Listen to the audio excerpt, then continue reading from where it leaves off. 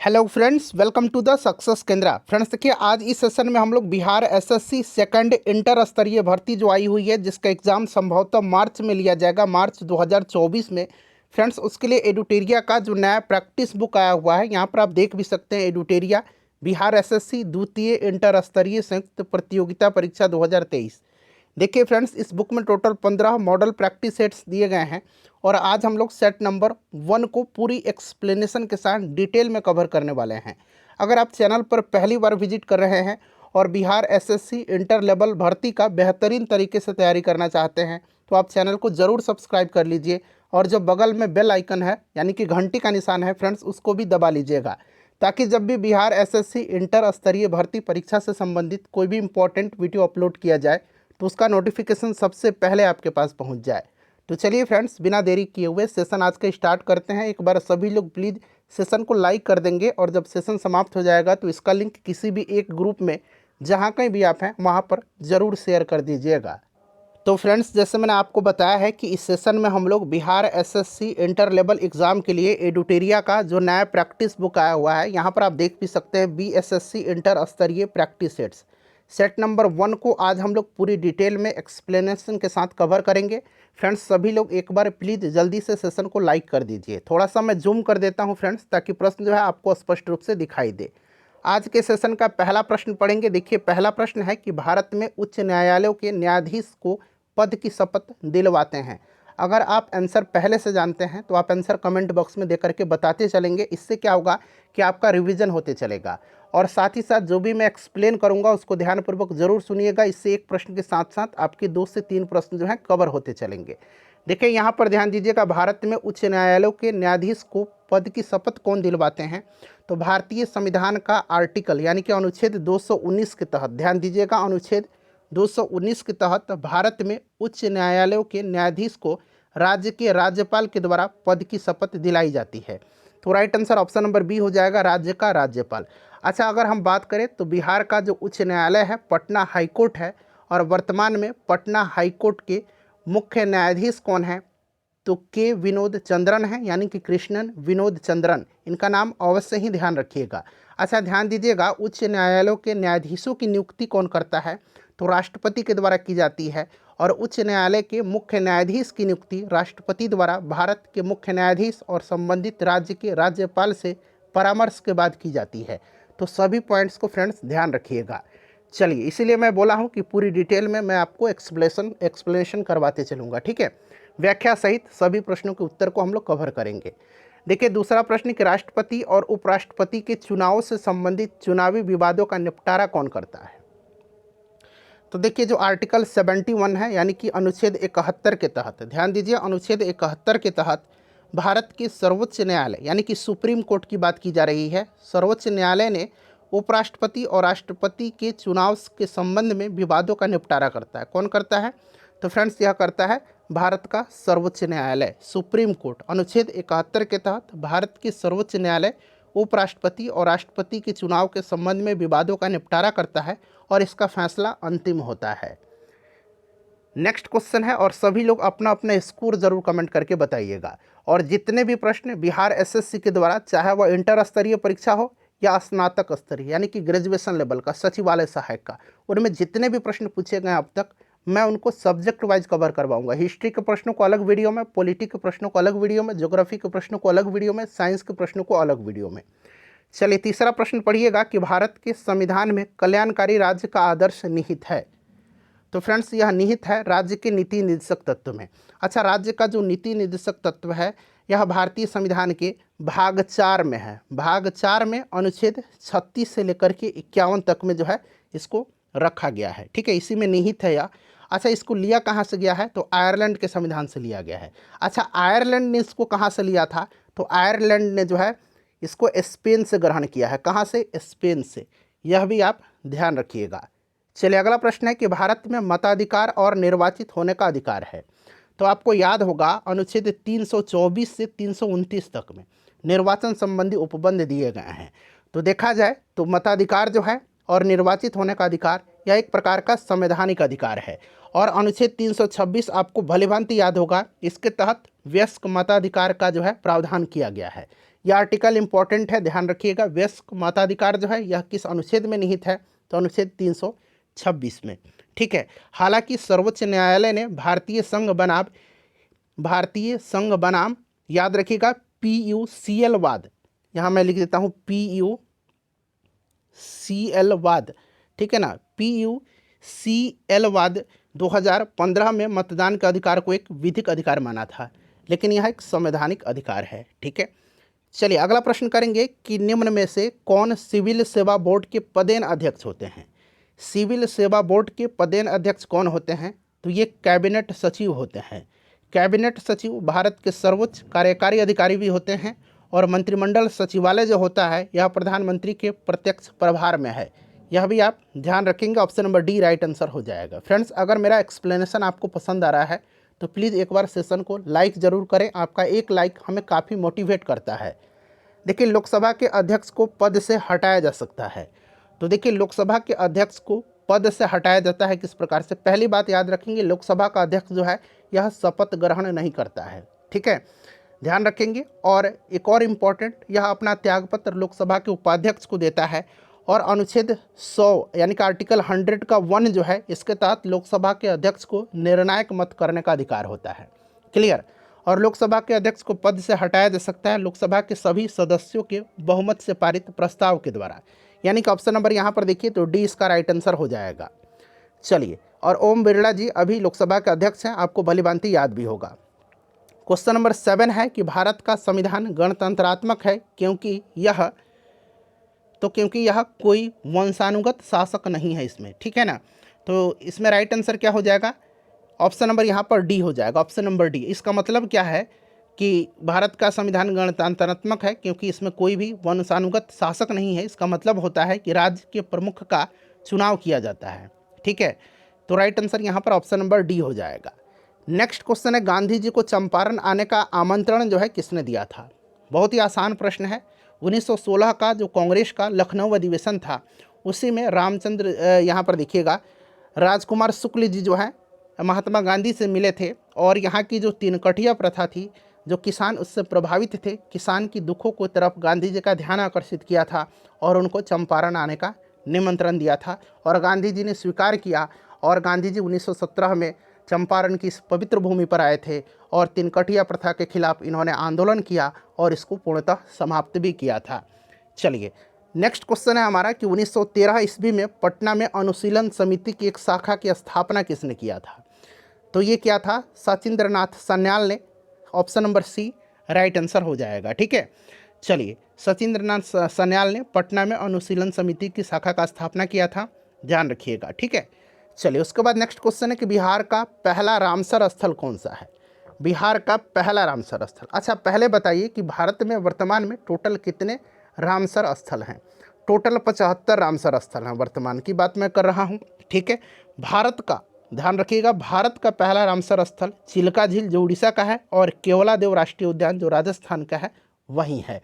और यहाँ पर बिहार का पूछा गया है तो बिहार का कांवर लेक है, कांवर झील है जो कि बेगूसराय में है, ध्यान रखिएगा। ठीक है, और यह 39वां रामसर स्थल बना था भारत का और बिहार का पहला बना था। उसके बाद देखिए, निम्नलिखित में से कौन सी सभ्यता अपने नगर नियोजन के लिए प्रसिद्ध थी।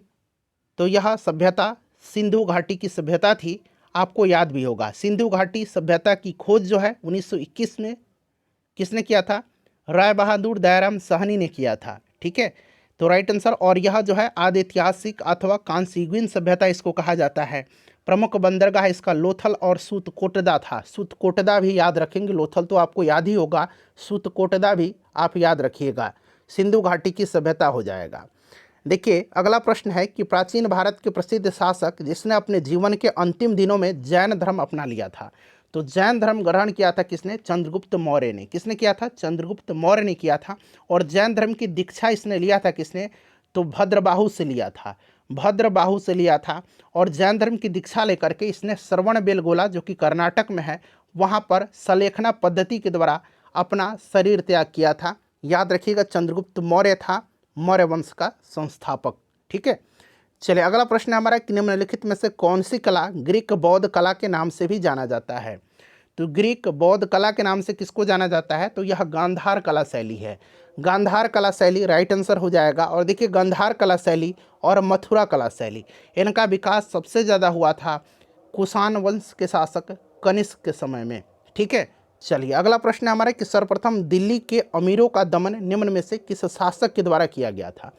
दिल्ली के अमीरों का दमन जो है सबसे पहले किसने किया था, तो यह इल्तुतमिश ने किया था। इल्तुतमिश के द्वारा किए गए प्रमुख कार्य मैं आपको बता रहा हूँ। सबसे पहले तो दिल्ली में अमीरों का दमन किया था, कुतुब मीनार का निर्माण कार्य पूरा करवाया था, इक्ता प्रणाली थी एक, इक्ता प्रणाली, यहाँ मैं लिख देता हूँ इक्ता प्रणाली, इक्ता प्रणाली को स्टार्ट किया था इसने। 40 गुलाम सरदारों का एक संगठन बनाया था जिसे तुर्कान चहलगामी के नाम से जाना जाता था।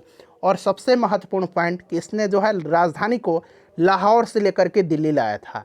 पहले कुतुबुद्दीन ऐबक के समय राजधानी लाहौर हुआ करती थी, जब इल्तुतमिश शासक बना तो लाहौर से राजधानी को दिल्ली लाया था।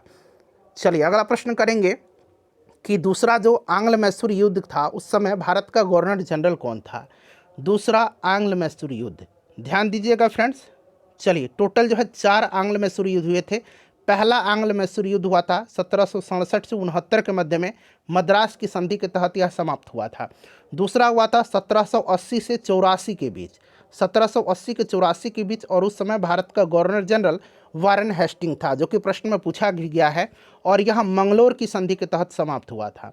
तीसरा जो है आंग्ल मैसूर युद्ध यह 1790-92 के बीच हुआ था, और इस समय गवर्नर जनरल लॉर्ड कॉर्नवालिस था तीसरे के समय में। ठीक है, तीसरे के समय, और यह श्रीरंगपट्टनम की संधि के तहत समाप्त हुआ था। चौथा जो हुआ था 1799 में हुआ था, और उस समय गवर्नर जनरल लॉर्ड बेलेजली था। और इसी दौरान जो है चौथे आंग्ल मैसूर युद्ध के दौरान टीपू सुल्तान मारा गया था। सभी पॉइंट्स को आप ध्यान रखिएगा। किसने कहा था कि कांग्रेस केवल सूक्ष्मदर्शी अल्पसंख्यक का प्रतिनिधित्व करती है, तो यह किसने कहा था, तो यह लॉर्ड डफरिन ने कहा था। लॉर्ड डफरिन के समय ही भारतीय राष्ट्रीय कांग्रेस की स्थापना हुई थी। आपको याद भी होगा ए.ओ. ह्यूम ने किया था। और देखिए फ्रेंड्स, अगर हम बात करें कि लॉर्ड डफरिन के समय कौन कौन से महत्वपूर्ण कार्य हुए थे, बड़ा इंपॉर्टेंट पॉइंट है, मैं आपको बता रहा हूँ। इसी के समय जो है तीसरा आंग्ल बर्मा युद्ध हुआ था। तीसरा आंग्ल बर्मा युद्ध इसी के समय हुआ था, और फाइनली अंतिम रूप से बर्मा को ब्रिटिश राज्य में मिलाया गया था लॉर्ड डफरिन के समय में। और लॉर्ड डफरिन के समय में ही Bengal tenancy act, Awadh tenancy act और पंजाब टेनेंसी एक्ट भी पारित हुआ था। ठीक है, चलिए उसके बाद देखिएगा पूना सार्वजनिक सभा की स्थापना किसके द्वारा किया गया था। पूना सार्वजनिक सभा की स्थापना एम.जी. रेनाडे जी ने किया था 1867 में। एम.जी. रेनाडे यहाँ पर राइट आंसर हो जाएगा। विजयनगर साम्राज्य की वित्तीय व्यवस्था की मुख्य विशेषता क्या थी। देखिए अगर हम बात करें विजयनगर साम्राज्य की, तो आय का जो अगर हम सबसे प्रमुख स्रोत कहें तो यह लगान था। क्या था, लगान था। और भू राजस्व दर उपज का 1/6 भाग हुआ करता था। ठीक है, तो यहाँ पर देखेंगे तो भू राजस्व राइट आंसर हो जाएगा। नेक्स्ट क्वेश्चन है हमारा कि किस मुगल बादशाह के विरुद्ध जौनपुर में फतवा जारी हुआ था। तो यह फतवा जारी हुआ था 1580 ईस्वी में। जौनपुर के एक धर्मगुरु ने सभी मुस्लिमों को अकबर के विरुद्ध विद्रोह करने के लिए फतवा जारी किया था। तो अकबर यहाँ पर करेक्ट आंसर हो जाएगा। चलिए लगातार कंटेंट आपको बिहार एसएससी इंटर स्तरीय परीक्षा के लिए यहाँ पर मिलेगा, वो भी बेहतरीन कंटेंट दिया जाएगा आपको। चैनल को ज़रूर सब्सक्राइब करिएगा, अपने दोस्तों को चैनल के बारे में बताइए, जो लोग नहीं जानते हैं उनको ज़रूर बताइएगा। चलिए नीचे दिए गए घटनाएं हैं और उनसे तिथि का मिलान करना है। घटना दिया गया और इधर तिथि दिया गया। तो रौलट एक्ट आपको पता है, रौलट एक्ट हो जाएगा आपका 19 मार्च 1919। रौलट सत्याग्रह पूछेगा तो 6 अप्रैल 1919, 6 अप्रैल 1919। भारतीय राष्ट्रीय कांग्रेस का अमृतसर अधिवेशन 2 दिसंबर 1919। ठीक है, और जालियांवाला बाग हत्याकांड जो हुआ था, भला ये कौन भूल सकता है, 13 अप्रैल 1919 को यह घटना घटित हुई थी। तो अब मिला लीजिएगा, यहाँ पर right answer option number D में दिया गया है। ठीक है, चलिए उसके बाद नेक्स्ट क्वेश्चन हम लोग कर लेंगे कि भारत का अपने पड़ोसी देशों के मध्य अंतर्राष्ट्रीय सीमा के विस्तार का आरोही क्रम, यानी कि बढ़ते हुए क्रम बताना है। आरोही क्रम बताना है बढ़ते हुए क्रम में। तो सबसे पहले तो आपको पता है कि भारत टोटल 7 जो कंट्रीज हैं, देश हैं, उनके साथ अपना लैंड बाउंड्री यानी कि स्थलीय सीमा साझा करता है। ठीक है, और देखिए ये 7 कंट्री बांग्लादेश हैं, चीन है, पाकिस्तान है, नेपाल है, म्यांमार है, भूटान है और अफगानिस्तान है। सबसे कम आपको पता है अफगानिस्तान के साथ करता है और सबसे ज़्यादा बांग्लादेश के साथ। तो यहाँ पर देखिएगा तो क्रम में नेपाल हो जाएगा, नेपाल के बाद आपका पाकिस्तान हो जाएगा, फिर चीन और सबसे ज़्यादा बांग्लादेश के साथ। ऑप्शन बी राइट आंसर होगा इसका। निम्न में से कौन सी जिला धारवाड़ भूस्तरीय रचना वाला नहीं है? धारवाड़ भूस्थलीय रचना वाला जिला जो है इसमें से नहीं है कौन? तो फ्रेंड्स यहाँ पर देखेंगे रोहतास हो जाएगा। रोहतास जो है यहाँ पर विंध्यन क्रम की भूस्तरीय रचनाएं पाई जाती हैं, कैमूर और रोहतास में विंध्यन क्रम की, ठीक है ना, तो ध्यान रखिएगा। चले 23 नंबर प्रश्न यहाँ से आपका प्रश्न पढ़िएगा कि अटल टनल जो है इससे संबंधित कथनों पर विचार करके सही कथन आपको बताना है। यहाँ पर देखिए नीचे दिए गए कूट से सही उत्तर आपको चुनना है। चलिए चारों ऑप्शन पढ़िए। देखिए इसके बारे में अगर हम बात करें तो चारों के चारों स्टेटमेंट सही दिया गया। सबसे पहले इसकी लंबाई मैं बता देता हूँ, 9 पॉइंट यहाँ पर मैं लिख देता हूँ, 1 मिनट रुक जाइए। 9.02 किलोमीटर इसकी लंबाई है अटल टनल की, ठीक है। और यह हिमालय की पूर्वी पीर पंजाल श्रृंखला में स्थित है। पूर्वी पीर पंजाल श्रृंखला, यह पॉइंट नोट करिएगा, ठीक है ना। और सारे के सारे स्टेटमेंट यहाँ पर जो है सही दिए गए हैं, पहला, दूसरा और तीसरा। इसको एक बार पॉज करके पढ़ लीजिएगा, ठीक है। और फ्रेंड्स आपको याद होगा कि 2020 में हिमाचल प्रदेश में प्रधानमंत्री जी ने अटल टनल का उद्घाटन भी किया था। तो चारों के चारों स्टेटमेंट यहाँ पर सही दिए गए हैं। नर्मदा घाटी जो है यह किन पर्वत श्रृंखलाओं के बीच स्थित है? बताएंगे। नर्मदा घाटी जो है यह सतपुड़ा और विंध्याचल पर्वत श्रृंखला के बीच में है। सतपुड़ा और विंध्याचल, ऑप्शन नंबर यहाँ पर सी राइट आंसर हो जाएगा, ठीक है। चलिए नेक्स्ट क्वेश्चन है हमारा कि और नर्मदा नदी एस्चुरी का निर्माण करती है। ताप्ती और नर्मदा, ध्यान रखिएगा ये डेल्टा नहीं बनाती हैं ये नदियाँ। देखिए लॉ एस्क क्षेत्र है और राज्य है। यहाँ पर देखिए कुद्रेमुख इस बार पूछा भी गया था बिहार दरोगा के एग्जाम में। तो यह एक पर्वत है, पर्वतीय क्षेत्र है। और यहाँ पर जो है कुद्रेमुख जो है ये आपका कर्नाटक में पड़ता है। कर्नाटक यहाँ पर देखिए हो जाएगा। उसके बाद बादाम की पहाड़ी जो है यह उड़ीसा हो जाएगा। डल्ली राजहारा जो है यह छत्तीसगढ़ हो जाएगा। और यहाँ पर देखिए नोआ मुंडी जो है, नोआ मुंडी यह आपका झारखंड हो जाएगा, ठीक है। तो मिला लीजिएगा, राइट आंसर आपका हो जाएगा 2। 2 के बाद हो जाएगा यहाँ पर देखिए 3, फिर 4 और फिर 1, जो कि ऑप्शन नंबर देखिए 2, 3, 4, 1 कहाँ पर दिया गया है? तो ऑप्शन नंबर सी में दिया गया है। नेक्स्ट क्वेश्चन है कि अफ्रीका का सर्वोच्च पर्वत शिखर माउंट किलिमंजारो किस देश में है? माउंट किलिमंजारो जो है यह अफ्रीका का सबसे ऊंची यहाँ पर देखिएगा सर्वोच्च पर्वत शिखर है। और यह कहाँ पर है? तो तंजानिया में है। तंजानिया राइट आंसर हो जाएगा। और उसके बाद बात करें दक्षिण अमेरिका की, ओजस डेल सलाडो है। उत्तरी अमेरिका का माउंट मैकिलने है। और यूरोप का एल्ब्रूस है, ठीक है। भारत में ग्रीष्मकालीन मानसून के प्रवाह की सामान्य दिशा पूछा गया है। देखिए अगर प्रश्न बने कि भारत में अधिकांश वर्षा होती है दक्षिण पश्चिम मानसून से, दक्षिण पश्चिम मानसून से। अच्छा, भारत में ग्रीष्मकालीन मानसून के प्रवाह की सामान्य दिशा पूछा गया है तो यह दक्षिण पश्चिम से उत्तर पूर्व की ओर होगा, जो कि ऑप्शन नंबर यहाँ पर डी में दिया गया है। और देखिए शीतकाल में, यहाँ पर देखिए ग्रीष्मकाल है, शीतकाल में यह हो जाता है किस प्रकार से? तो इसकी दिशा उत्तर पूर्व से दक्षिण पश्चिम की ओर हो जाती है। नेक्स्ट क्वेश्चन है कि मिलान करना है। देखिए एक तरफ देश दिया गया, दूसरी तरफ उसकी राजधानी दिया गया। तो उज्बेकिस्तान की राजधानी ताशकंद आपको याद होगा। तजाकिस्तान की राजधानी दुशानबे। उसके बाद देखिए किर्गिस्तान की राजधानी जो है यह बिश्केक होगा। और तुर्कमेनिस्तान की अशबागाद होगा, ठीक है ना। तो बिल्कुल क्रम से दिया गया 1, 2, 3, 4 यहाँ पर राइट आंसर हो जाएगा। उसके बाद चलिए निम्नलिखित में से कौन मुद्रा के अवमूल्यन का सबसे संभावित प्रभाव होगा? मुद्रा के अवमूल्यन का, देखिए अवमूल्यन किसी अन्य मुद्राओं के समूह या मुद्रा मानक के सापेक्ष किसी देश के मूल्य का जानबूझकर के नीचे की ओर समायोजन है। और यह निर्यात में वृद्धि जो होगी इसका राइट आंसर होगा, ठीक है। वह दर जिस पर अनुसूचित वाणिज्यिक बैंक, ध्यान दीजिएगा, अनुसूचित वाणिज्यिक बैंक रिजर्व बैंक से रातों रात धन की अतिरिक्त राशि उधार ले सकते हैं, वह क्या है? तो वह है सीमांत अस्थायी सुविधा दर। ऑप्शन नंबर यहाँ पर देखिएगा, तो ऑप्शन नंबर यहाँ पर बी राइट आंसर हो जाएगा, ठीक है। चलो उसके बाद देखिए निम्नलिखित में से कौन सा कार्य आरबीआई से संबंधित नहीं है? नहीं पूछा गया है।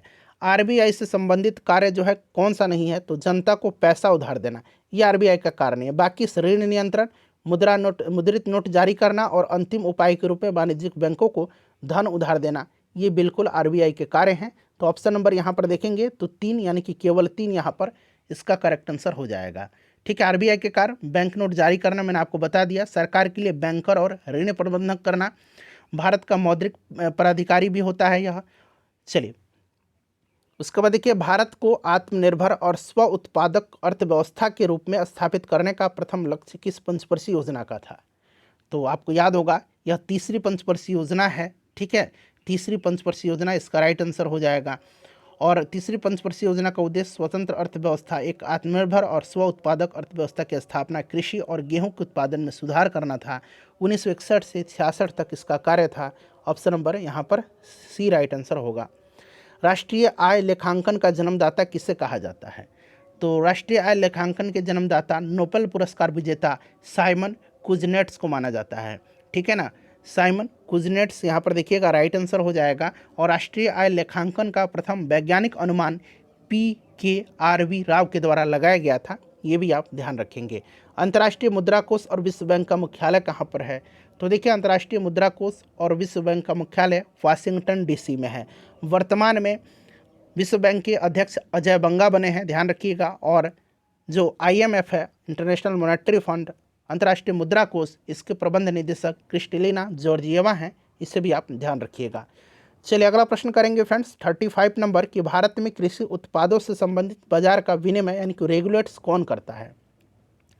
तो ये रेगुलेट्स जो करता है यह कृषि उत्पाद बाजार समिति अधिनियम, इसका राइट आंसर हो जाएगा। Option number C right answer हो जाएगा। ठीक है, चलिए उसके बाद अगला प्रश्न हमारा कि भारत ने किस देश को भेंट में 20 ब्रॉड गेज रेलवे इंजन उपहार में दिया? करंट का प्रश्न है, यह दिया है बांग्लादेश को।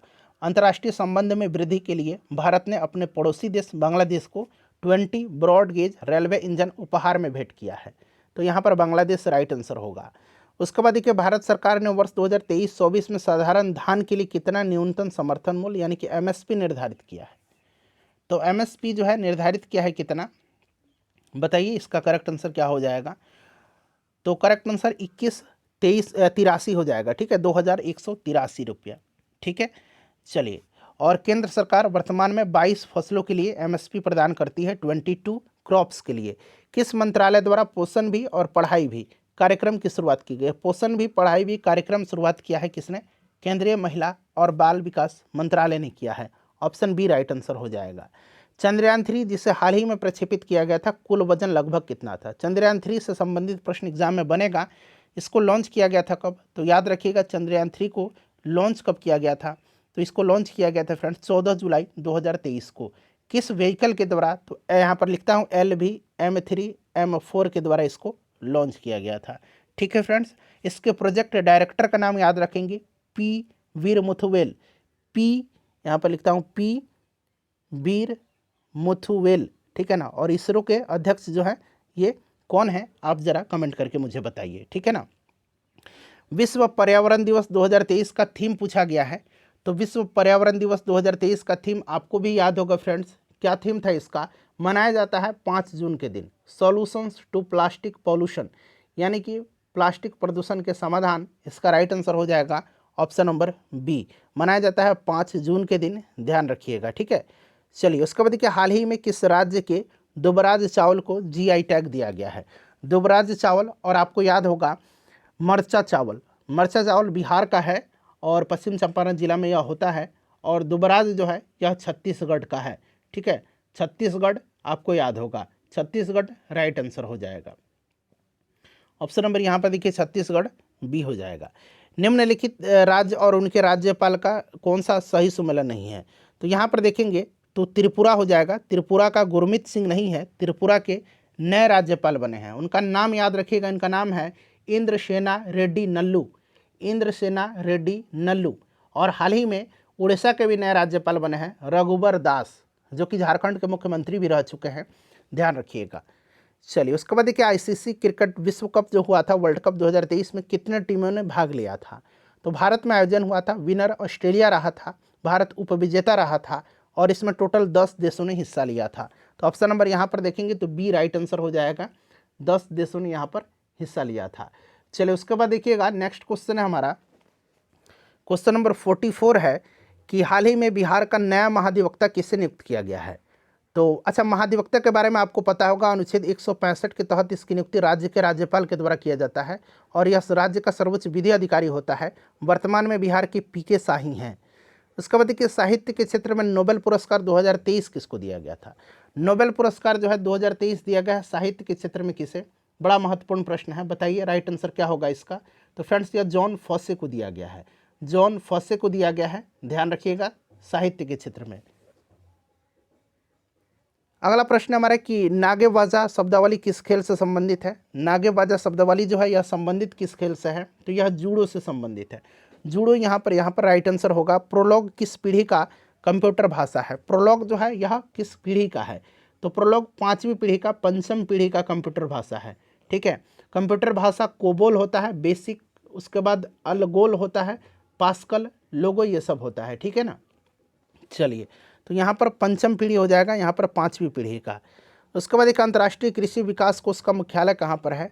अंतर्राष्ट्रीय कृषि विकास कोष का मुख्यालय कहाँ पर है, तो इसका मुख्यालय जो है रोम में है। कहाँ पर है, रोम राइट आंसर हो जाएगा। उसके बाद देखिए नकटा लोक नृत्य का संबंध किस राज्य से है। नकटा लोक नृत्य है और इसका संबंध जो है नकटा का महाराष्ट्र से है। नकटा, लेझिम, कोली, ये सब कहाँ का है, कोली भी याद रखेंगे, कोली महाराष्ट्र का है। नकटा, लेझिम, लेझिम भी याद रखिएगा, यह महाराष्ट्र का है। ठीक है ना, महाराष्ट्र राइट आंसर हो जाएगा। महाराष्ट्र देखिए ऑप्शन नंबर बी में दिया गया है। अच्छा, वारली पेंटिंग है एक, वारली पेंटिंग का संबंध भी महाराष्ट्र से है। चलिए, निखिल बनर्जी का संबंध किस वाद्य यंत्र से है, यानी कि कौन से वाद्य यंत्र निखिल बनर्जी जी बजाते हैं, तो निखिल बनर्जी सितार वादक हैं। सितार वादक की बात करें तो पंडित रविशंकर, निखिल बनर्जी, ठीक है ना, इनका नाम याद रखिएगा, पंडित रविशंकर का नाम जरूर। बिस्मिल्लाह खां शहनाई वादक हैं। हरिप्रसाद चौरसिया बांसुरी वादक हैं। ठीक है ना, और भजन सोपारी का नाम याद रखिएगा, संतूर वादक हैं, भजन सोपारी। और शिव कुमार शर्मा भी संतूर वादक हैं। तो यहाँ पर सितार हो जाएगा। 1 मिनट रुक जाइए, यहाँ पर इसका सितार राइट आंसर है बिल्कुल। चलिए, उसके बाद देखिए डीसी जनरेटर किस सिद्धांत पर कार्य करता है। डीसी जनरेटर जो है यह किस सिद्धांत पर कार्य करता है, चलिए बताएंगे इसका राइट आंसर क्या होगा। डीसी जनरेटर किस सिद्धांत पर कार्य करता है, तो देखिए फ्रेंड्स, डीसी जनरेटर फैराडे की विद्युत चुंबकीय प्रेरण के सिद्धांत पर कार्य करता है। फैराडे के विद्युत चुंबकीय प्रेरण के सिद्धांत पर। चलिए, प्रकाश के वर्ण विक्षेपण में लाल रंग का परास होता है। लाल रंग का तरंग दैर्घ्य सबसे अधिक होता है, आपको पता भी है। और यहाँ पर इसका जो राइट आंसर होगा फ्रेंड्स, वो आपका ऑप्शन नंबर सी हो जाएगा। 6200 एंगस्ट्रम से 7800 एंगस्ट्रम तक, जो कि ऑप्शन नंबर सी में दिया गया है। ध्वनि की प्रबलता किसके द्वारा जो है निर्धारित की जाती है।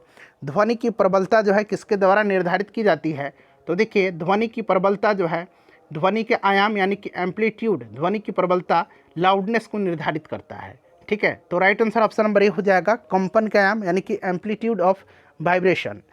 अगला प्रश्न हमारा है कि जल के विद्युत अपघटन के समय बैटरी के ऋणात्मक टर्मिनल से जुड़े इलेक्ट्रोड पर निम्न में से कौन सी गैस बनती है। जल के विद्युत अपघटन के समय, देखिए जल के विद्युत अपघटन के समय बैटरी के ऋणात्मक टर्मिनल से जुड़े इलेक्ट्रोड पर कौन सी गैस जो है बनती है, तो हाइड्रोजन गैस। कौन सी गैस बनती है, हाइड्रोजन गैस, बिल्कुल इसका राइट आंसर हो जाएगा। नेक्स्ट क्वेश्चन करिए, क्वेश्चन नंबर 55 पे हमारा यहाँ पर कि देखिए कि लाल रंग की वस्तु लाल क्यों दिखाई देती है, तो कारण इसका क्या है, कोई भी रंग जब परावर्तित कर देगी खुद को तो वह दिखाई देगी, अवशोषित कर लेगी तो ब्लैक दिखाई देगी, तो यह लाल रंग को परावर्तित करता है। कार्य का मान किन किन स्थितियों में शून्य होगा, कार्य का मान जो है शून्य किन किन परिस्थितियों में होगा, तो फ्रेंड्स यह जो होगा आपका जब विस्थापन शून्य हो और उसके बाद जब बल एवं विस्थापन की दिशाएं परस्पर लंबवत हो, यानी कि ऑप्शन नंबर यहाँ पर देखिए तो बी और सी इसका राइट आंसर हो जाएगा। बी और सी, यानी कि बी और सी इसका बिल्कुल करेक्ट आंसर हो जाएगा। ठीक है ना। चलिए, उसके बाद नेक्स्ट क्वेश्चन कर लेंगे। 57 नंबर क्वेश्चन है हमारा कि प्रतिरोध के 2 तार R1 और R2 समानांतर क्रम में हैं, तो संयोजन का तुल्य प्रतिरोध, तो यहाँ पर देखिए समानांतर में आपको पता है ना, ऑप्शन नंबर सी हो जाएगा। और जब सीरीज में हो तो R1 + R2 हो जाएगा।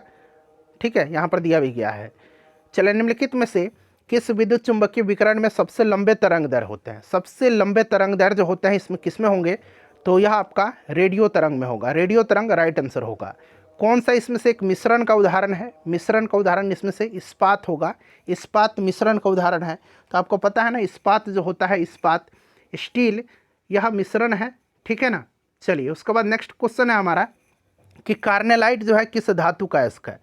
कार्नेलाइट जो है यह किसका अयस्क है, तो कार्नेलाइट पोटेशियम का अयस्क है। पोटेशियम का अयस्क है कार्नेलाइट। ठीक है, कार्नेलाइट पोटेशियम का अयस्क है, ध्यान रखिएगा, पोटेशियम राइट आंसर होगा। उसके बाद देखिएगा कि हीलियम के नाभिक में होता है, तो हीलियम के नाभिक में 2 प्रोटॉन होता है। इतना तो आपको पता है कि हीलियम के नाभिक में 2 प्रोटॉन होता है और 2 न्यूट्रॉन होता है। ठीक है, 2 प्रोटॉन और 2 न्यूट्रॉन से परमाणु संख्या इसका हीलियम का 2 होता है। ठीक है, और हीलियम सबसे हल्की नोबल गैस भी है, यह भी आपको पता है। चलिए उसके बाद नेक्स्ट क्वेश्चन है हमारा कि क्रोमेटोग्राफी के तकनीक का प्रयोग किया जाता है। जो क्रोमेटोग्राफी का टेक्निक है उसका प्रयोग किया जाता है। तो फ्रेंड्स इसका प्रयोग रंगीन रसायन के मिश्रण से पदार्थों को अलग करने में किया जाता है। तो राइट आंसर यहाँ पर ऑप्शन नंबर डी हो जाएगा। माणिक्य और नीलम रासायनिक रूप से होते हैं, क्या होते हैं? माणिक्य और नीलम। तो देखिए माणिक्य और नीलम जो होते हैं यह रासायनिक रूप से क्या है? तो एल्युमिनियम ऑक्साइड के क्रिस्टलीय रूप होते हैं। एल्युमिनियम ऑक्साइड के क्रिस्टलीय रूप, जो कि ऑप्शन नंबर डी में यहाँ पर देख सकते हैं दिया भी गया है। ठीक है। जर्मन सिल्वर में चांदी का प्रतिशत होता है। तो जर्मन सिल्वर में आपको पता है चांदी होता ही नहीं है इसमें, तो 0% होगा। जर्मन सिल्वर में होता क्या है? तो जर्मन सिल्वर जो है तांबा, जस्ता और निकेल का मिश्र धातु है, इसमें चांदी नहीं होता है, तो इसीलिए 0% हो जाएगा। ये प्रश्न बड़ा रिपीट किया जाता है। निम्न में से किस पदार्थ की विशिष्ट ऊष्मा सर्वाधिक है? तो ये तो आपको याद होगा कि पानी की सबसे अधिक होता है। ठीक है, इतना तो आप पहले से जानते हैं। इसमें से पूछा गया है कि इसमें से किसका होगा सबसे ज़्यादा विशिष्ट ऊष्मा। तो इसमें सबसे ज़्यादा जो विशिष्ट ऊष्मा होगा वो आपका अल्कोहल का होगा।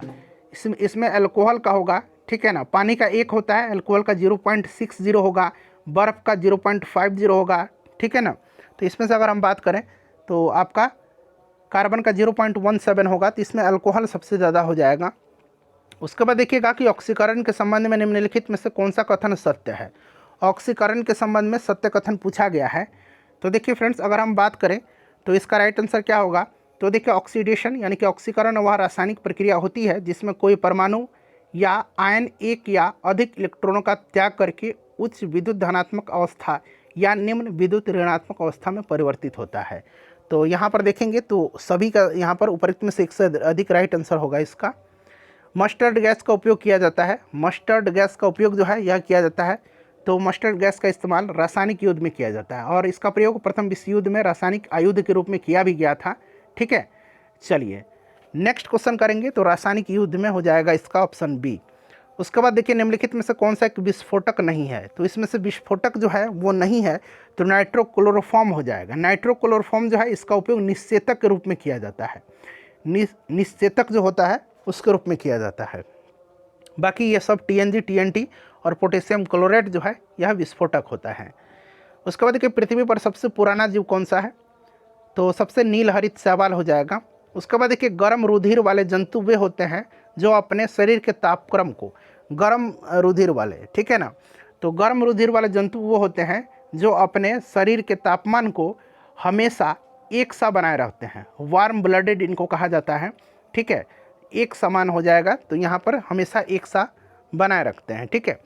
चलिए मिलान करना है। यहाँ पर देखिए एक तरफ जो है आपका यहाँ पर देखिए सूची 1 है और सूची 2 है। तो यहाँ पर देखिए सुंदरी जो हो जाएगा, सुंदरी बताइए तो राइट आंसर इसका क्या हो जाएगा? तो ये आपका हो जाएगा न्यूमेटोफोर। ठीक है ना, न्यूमेटोफोर हो जाएगा 2 नंबर। अमरबेल हो जाएगा आपका चूसन मूल। सिंघाड़ा जो हो जाएगा ये आपका भूमिगत तना, 1 मिनट रुक जाइए। सिंघाड़ा हो जाएगा आपका स्वांगी कारक मूल। ठीक है। सुंदरी हो जाएगा आपका न्यूमेटोफोर, अमरबेल चूसन मूल, सिंघाड़ा आपका स्वांगीकरण मूल और प्याज भूमिगत तना हो जाएगा। तो भूमिगत तना प्याज हो जाएगा। तो राइट आंसर इसका हो जाएगा आपका 2, 1, 4, 3। ठीक है ना, 2, 1, 4, 3 मिला लीजिएगा। चलिए शल्य क्रिया में, यहाँ देखिए शल्य क्रिया में ऑर्थोप्लास्टी क्या है? शल्य क्रिया में ऑर्थोप्लास्टी क्या है? तो शल्य क्रिया में ऑर्थोप्लास्टी जो होता है यह क्या है? कूल्हे के जोड़ का प्रतिस्थापन है। कूल्हे का जोड़ का हिप ज्वाइंट रिप्लेसमेंट किया जाता है इसमें। हिप ज्वाइंट रिप्लेसमेंट यानी कि कूल्हे के जोड़ का प्रतिस्थापन। चलिए उसके बाद नेक्स्ट क्वेश्चन अब करेंगे फ्रेंड्स 73 नंबर। देखिए अगला प्रश्न है हमारा कि मानव शरीर में पाचन का अधिकांश भाग किस अंग में संपन्न होता है? सिंपल सा क्वेश्चन है, सबसे ज़्यादा छोटी आंत में होता है। ठीक है। अगला प्रश्न हमारा छोटी आंत हो जाएगा। यहाँ पर देखिए छोटी आंत हो जाएगा, स्मॉल इंस्टेंटाइन। इंसुलिन में कौन सा धातु उपस्थित होता है? इसका आंसर आप मुझे कमेंट करके बताइएगा। और आपको पता है कि 75 प्रश्न जो होता है जीके जीएस साइंस होगा, ठीक है, करंट अफेयर्स का, और बाकी मैथ रीजनिंग का होता है। इसका 74 का आंसर आप बताइए। 75 प्रश्न है हेपेटाइटिस रोग से मनुष्य के शरीर का सीधा प्रभावित होने वाला अंग कौन सा है? तो हेपेटाइटिस में लीवर जो है, यकृत जो है यह प्रभावित करता है। हेपेटाइटिस वायरस से होता है, ध्यान रखिएगा। ठीक है ना, लीवर यकृत हो जाएगा। अपना स्कोर इन 75 प्रश्न में से बताइए। वीडियो को लाइक करिएगा, शेयर करिएगा।